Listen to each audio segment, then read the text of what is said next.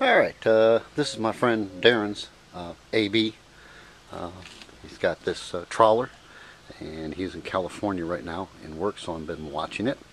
He got this AB about a month ago, and real nice AB. He painted the tops yellow on it with a rubberized paint, which is cool.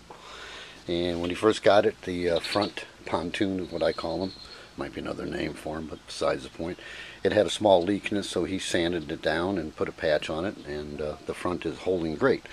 Well, the only problem we're running into is he left about a week ago, and about a couple days after he left, this pontoon on the starboard side, even when it was in the heat, was deflated a little bit. So I figured, I put a little air in it, and with this handy dandy pump, and came back a couple days later, and it was losing air again. Well, before we put the AB in the water, we checked all the pontoons and none of them were leaking. Well, it ends up that this valve right here is leaking. So, to me, you got an expensive dink like this. I call them dinks. Dingy. Kind of a horseshit system for a valve. It's just a plastic valve. When you press it in, it's got a little O-ring behind it, and that you can inflate it. And why they couldn't have put a car valve in there or something that wouldn't leak. But I was talking to him, and he said, I told him, well, the valve's leaking on it probably. And I had soaped it down a little bit, and sure enough, the valve was leaking. And the other day when I went to put air in it, I just pressed this. You can hear the air coming out. And what it did was it stuck. So I had to wiggle a little bit to get her back into place again. And he said that behind that, you unscrew that, and behind it is a small O-ring. And he said the O-ring gets like dirt in it and stuff like that. And so you had to clean all that. And I thought, that's kind of a shit, way to make something.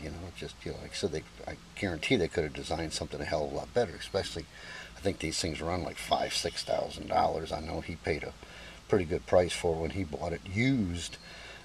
But so I thought, okay, well, if we can't attack it that direction, maybe we can attack it this direction. And what this does is it goes in and it locks in place.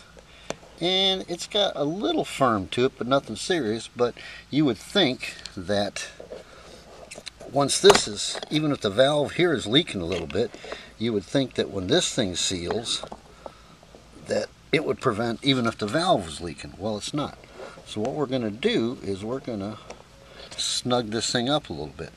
And this is a washer, and it feels like it's like a neoprene rubber or something.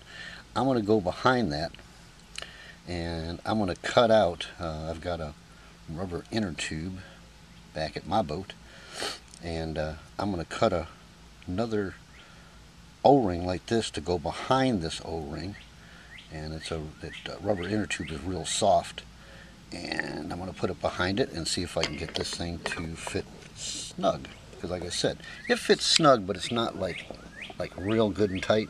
So I figure if I can really tighten it up a little bit, and the inner tube isn't real thick, so it ought to snug it up pretty good, and hopefully maybe even if the valve's leaking, that will stop any air from coming out once that's put in. So that's what we're going to try. So stick around and wait for my next video when I get it fixed, and we'll see what ends up going on. That's it for this video. Say goodnight, Mel. Good night.